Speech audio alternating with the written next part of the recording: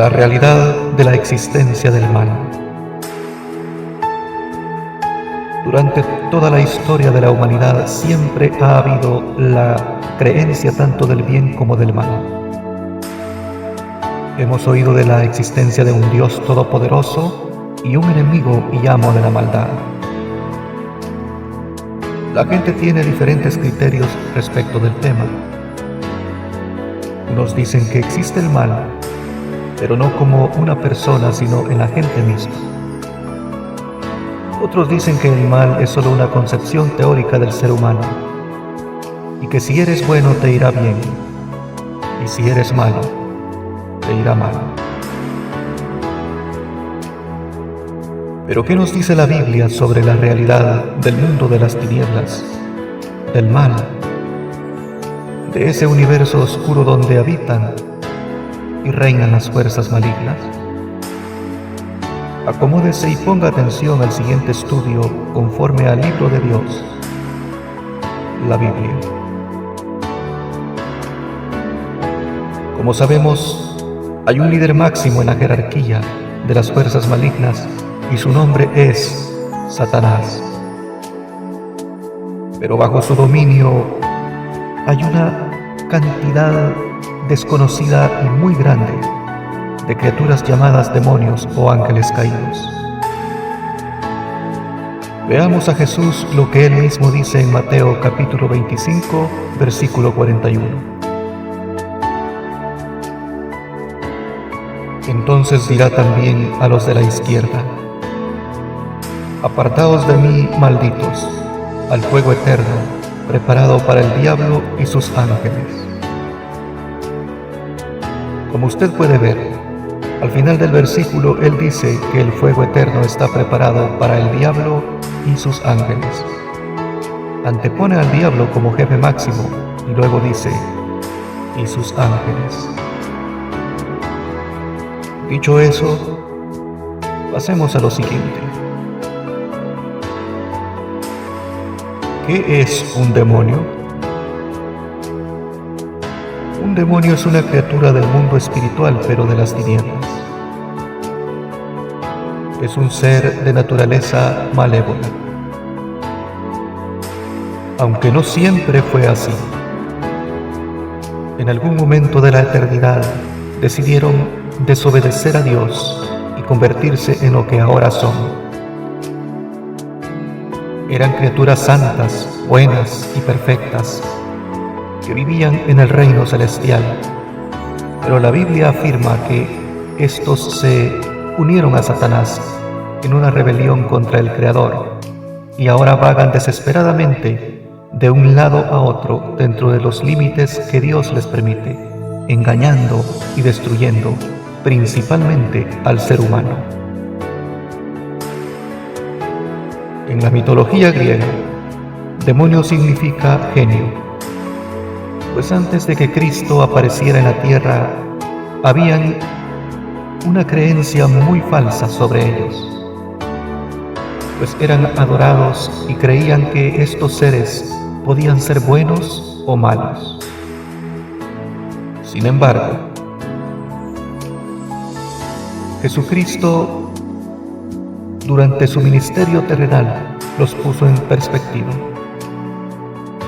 sacando a luz su verdadera esencia e intención en este mundo. Y es así como sabemos ahora que para nada y ninguno de ellos es un ser bueno. La tradición judeocristiana los cataloga como ser sobrenatural malvado. No hay tal cosa. No existe un demonio bueno, como afirman personas de algunas religiones o sectas. Solo son seres llenos de maldad, aparentando ser buenos, pues el diablo mismo se disfraza de ángel de luz para poder engañar. Pero Jesús nunca dijo, tampoco dio la más mínima idea de que hayan demonios buenos. Al contrario, siempre los reprendió y echó fuera. Mateo capítulo 8, versículo 16 nos dice: y al atardecer le trajeron muchos endemoniados y expulsó a los espíritus con su palabra y sanó a todos los que estaban enfermos. Como leímos en el pasaje, no dejó a ningún espíritu dentro de una persona. Los expulsó a todos y sanó a todos también de sus enfermedades. Naturaleza de los demonios. Número 1. Espíritus inmundos. Son criaturas sumamente inmundas. Su esencia es inmunda. Y por lo consiguiente practican y seducen a quienes se lo permitan a practicar todo tipo de maldad. Hay muchos versículos en la Biblia que dan fe de ello. Por ejemplo, Hechos capítulo 5, versículo 16. Dice así: también la gente de las ciudades en los alrededores de Jerusalén acudían trayendo enfermos y atormentados por espíritus inmundos, y todos eran sanados. Ellos son seres asquerosos, su más grande placer es hacer la maldad y convencer al ser humano a hacerlo también. Por eso no es raro ver a tanta gente practicando tanto la maldad. Hay gente asesinando a otra o gente robando. He allí la influencia demoníaca. Gente hundida en las drogas o en el licor. He allí la presión maligna. Gente practicando deliberadamente la fornicación o propensa a mentir. Allí la presencia del mal. Gente ambiciosa y rebelde o practicando la idolatría. Allí vemos la influencia maligna. Los demonios también son responsables de tanta gente enferma, aunque no en todos los casos, pero sí en gran cantidad. Si bien hay enfermedades genéticas que se transfieren de los padres a los hijos, y también enfermedades que, aunque usted no lo crea y parezca extraño e increíble, pero vienen o los trae el ser humano por designio de Dios para su propósito futuro, como podemos leer en el libro de Juan capítulo 9 versículos del 1 al 3. Dice así: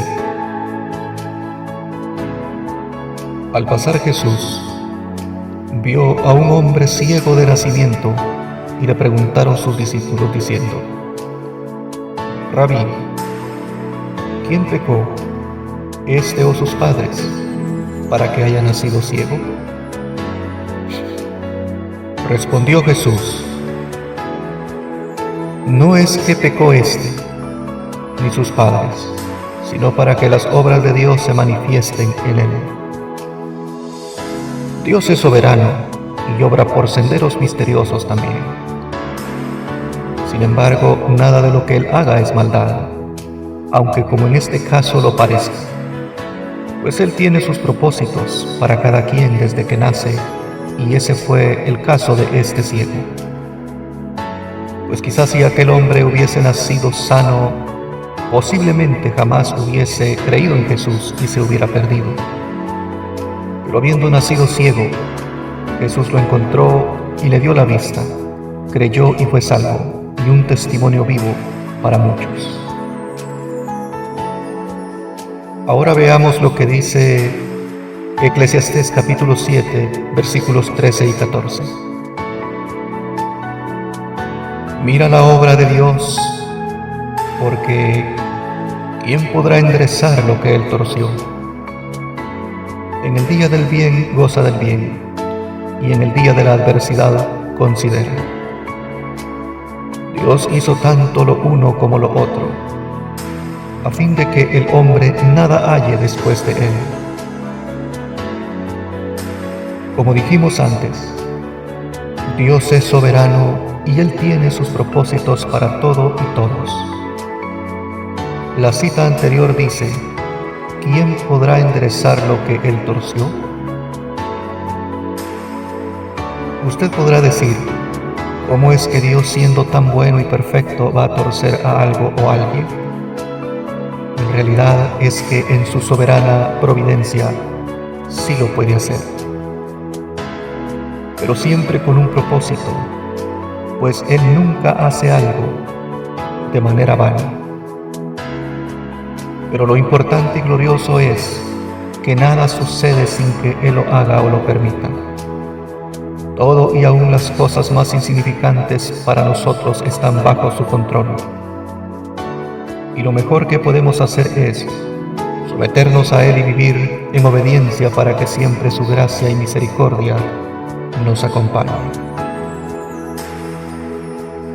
Ahora bien, quiero que se entienda bien lo que quiero decir cuando digo que Dios puede torcer algo o alguien. No significa que Él puede torcer a alguien para que se condene. No. Dios siempre hará algo para su gloria y bien de la persona. En otras palabras, Él puede hacer que alguien nazca ciego, cojo, mudo o sordo, pues cualquiera de esas o de esos impedimentos a nadie condena o maldice. Y si Dios lo torció, Él lo restaurará. Sin embargo, Él nunca va a hacer que alguien nazca homosexual, puesto que la homosexualidad condena a quien la practique. Pues un desperfecto físico no maldice tu alma, pero ser homosexual sí te maldice. Dios jamás enviará a Satanás para que toque tu alma, pero sí puede permitir que toque tu carne. Veamos dos ejemplos claves en este sentido. Hechos capítulo 13, versículos del 8 al 11. Pero les resistía Elimas, el mago, pues así se traduce su nombre, procurando apartar de la fe al procónsul. Entonces Saulo, fijando en él los ojos, dijo: Oh, lleno de todo engaño y de toda maldad, hijo del diablo, enemigo de toda justicia, ¿no cesarás de trastornar los caminos rectos del Señor? Ahora pues, he aquí la mano del Señor contra ti, y serás ciego, y no verás el sol por algún tiempo. E inmediatamente cayeron sobre él oscuridad y tinieblas, y andando alrededor buscaba quien le condujese de la mano. Como nos dice el pasaje, el Señor lo cegó por algún tiempo por oponerse a que su evangelio fuera predicado, mas no lo condenó, porque quien sea condenado es porque así lo decidió, ayudado por el diablo. El libro de Job, capítulo 2, versículos 6 y 7, dice: Y Jehová dijo a Satanás: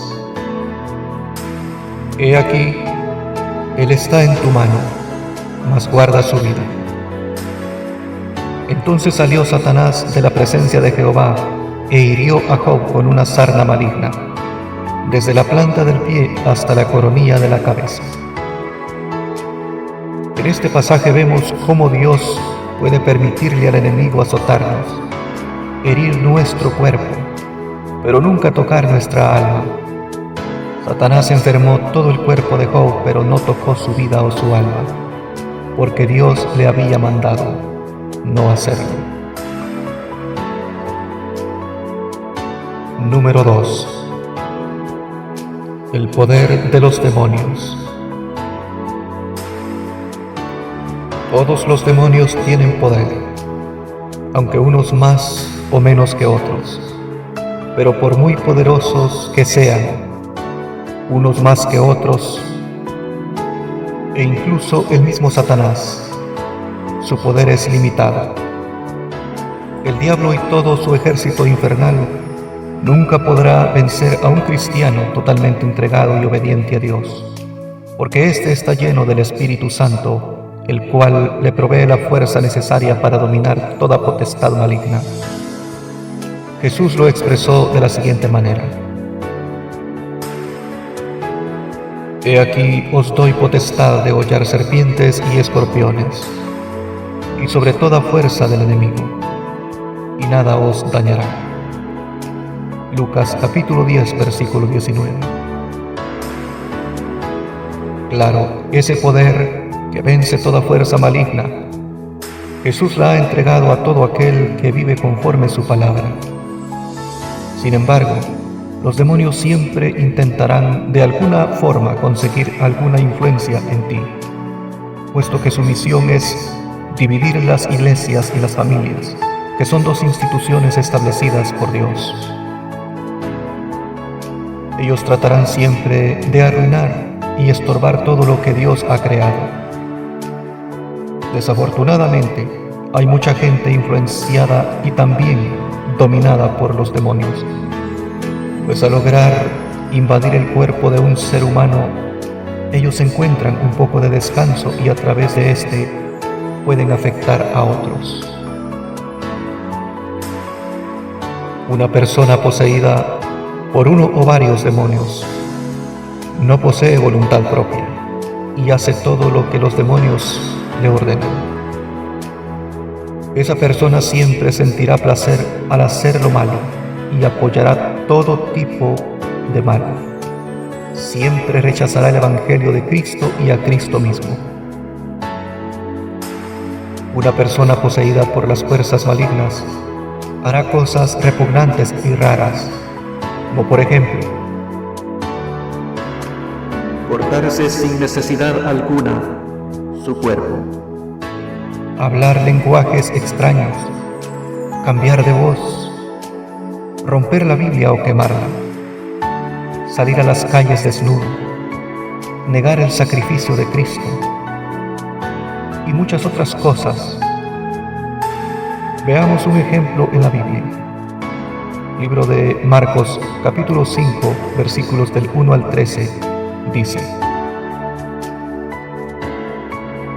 Vinieron al otro lado del mar, a la región de los Gadarenos. Y cuando salió él de la barca, enseguida vino a su encuentro de los sepulcros un hombre con un espíritu inmundo, que tenía su morada en los sepulcros y nadie podía atarle, ni aun con cadenas, porque muchas veces había sido atado con grillos y cadenas, mas las cadenas habían sido hechas pedazos por él, y desmenuzado los grillos, y nadie le podía dominar. Y siempre, de día y de noche, andaba dando voces en los montes y en los sepulcros, e hiriéndose con piedras.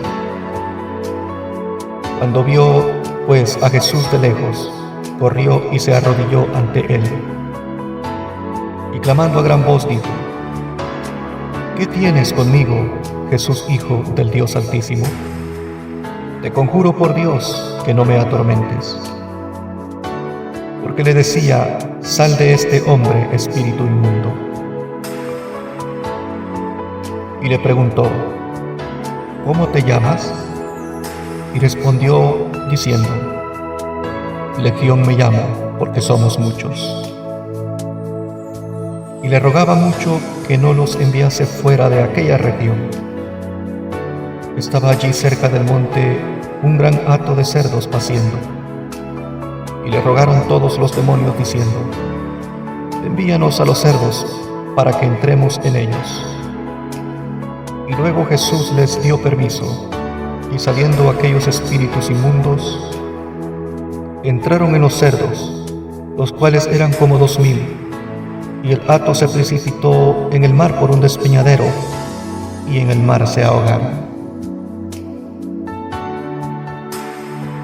Vemos en dichos versículos que un hombre le salió al encuentro a Jesús, pero salió de los sepulcros, o sea, de un cementerio. Dice que allí él tenía su casa, su morada, y que nadie podía atarle ni con cadenas. Claro, los demonios son más fuertes que el hombre. También dice que día y noche daba voces en los montes y los sepulcros, y se cortaba con piedras. Es tan triste una vida siendo guiada por el maligno, pues no hay paz ni juicio en tal persona. porque el diablo vino solo a robar, matar y destruir. Y cuando una persona está dominada por los demonios, estos la van destruyendo como puedan, y finalmente la matan, a menos que Dios intervenga. Los demonios tienen poder, aunque no es ilimitado, pero el ser humano nunca podrá vencerlos con su propia fuerza o inteligencia.